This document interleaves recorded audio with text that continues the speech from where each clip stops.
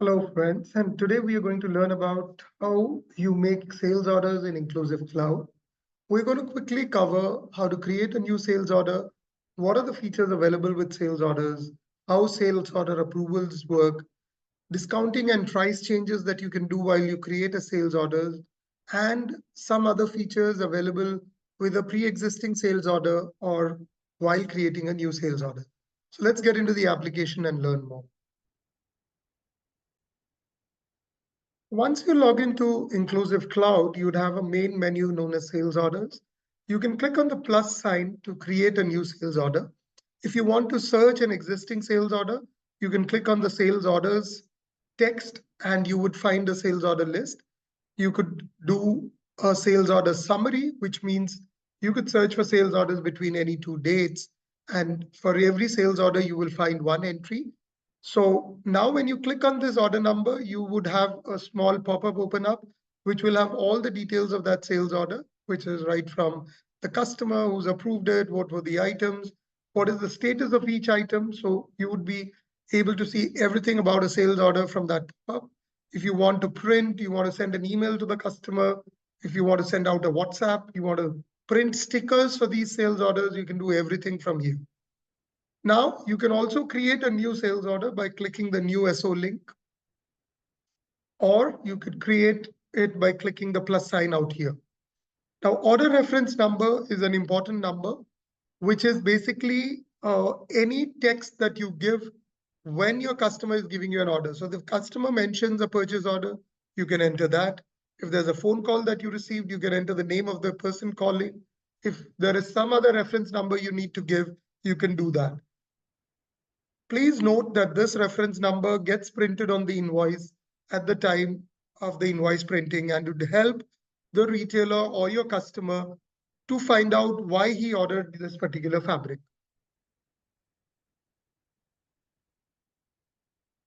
Like I've written, there was a call from Rakesh and he mentioned PO90. So you can select that and you can select your customer. The moment you select your customer, you would have the shipping name, that is the default shipping name, and the shipping address show up. Now, you would also get the status of the customer. Now, this customer is inactive because of some credit issue. You would also get the price list of the customer. And if you have the right authorization, you can change the price list from whatever you want to do that. So I can assign a different price list while I create an order.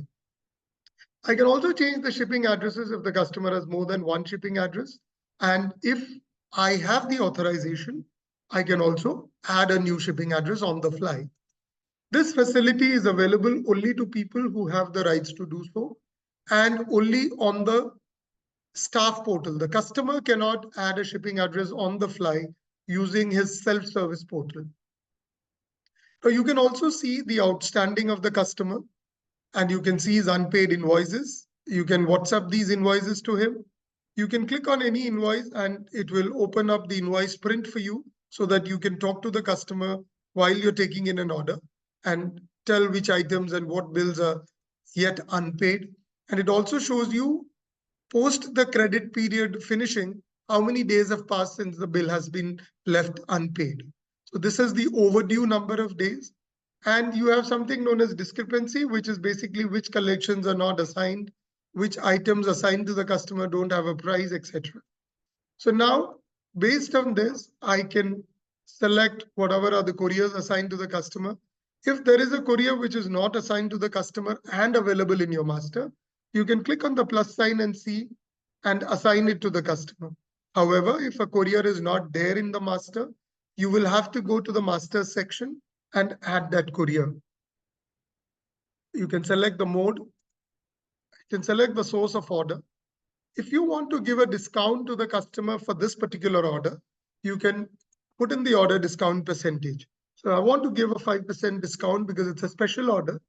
And this order specifically will go for approval for two reasons. One, because the customer is inactive, so there's a credit approval or an inactive approval.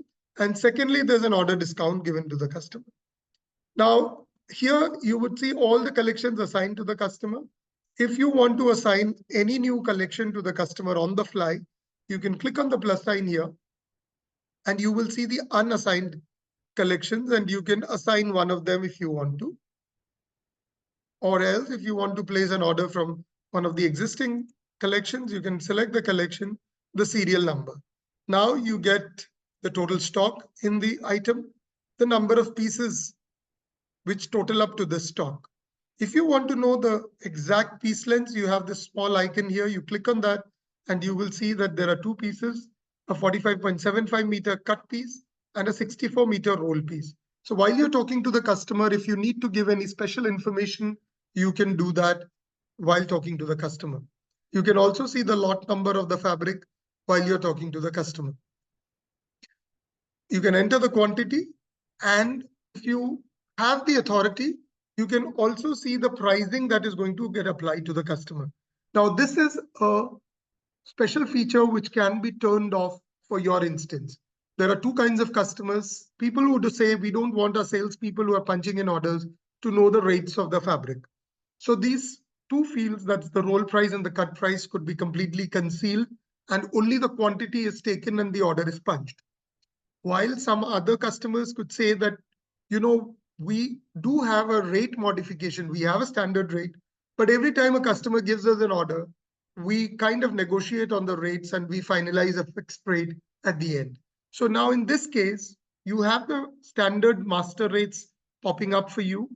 You want to go down a few percentage points or a few rupees, you can go down.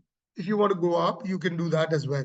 So that's the reason why this is given here. You can also enter a remark saying that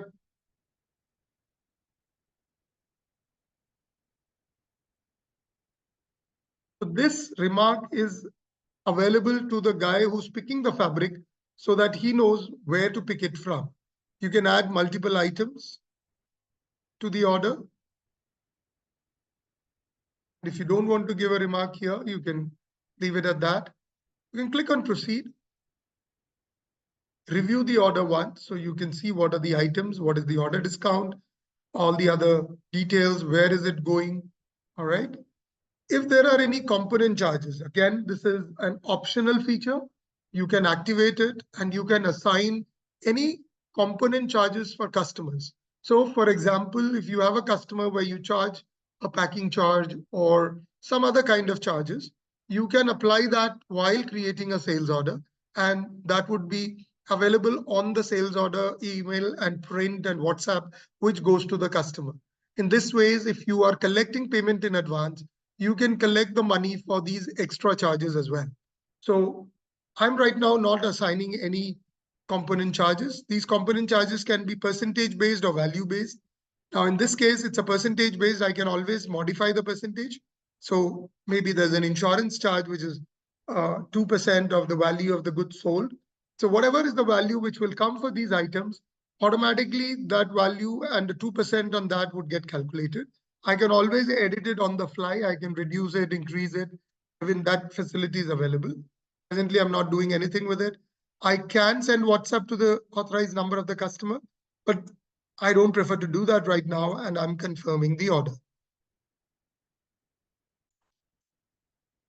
At this point, the order has been saved, an email has been sent to the customer, and the order is pending for approval. As I had mentioned, there are two kinds of approvals required for this order. One, because the customer is inactive, and second, because the discount is applied to this order.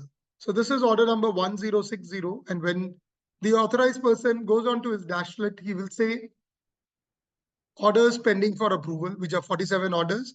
And in this, at the last, you would see the order 1060. I can click on the order. I can see what the orders are and why it's come for approval. So there's a discount approval, which is there. Now I also have a dashlet which says approve orders. I can go there, provided I have the authorization to do so, and I can click on this order. I can see what the order is. If I want to change the discount, I can reduce or increase the discount. I can say, okay, I don't want to give 5% discount. Let me talk to the customer. I can give a 4% discount. I also can see what is the aging of the customer. Has he been a good paymaster or not? I can also look at the customer's personal details. So I can, if I want to make a call to the customer, I can click on the personal details and fetch those and make a call to the customer. I can now put in a remark and approve the order. So if I approve the order, this order now goes into the order processing workflow. So wasn't it simple? Keep learning with Incluziv Cloud.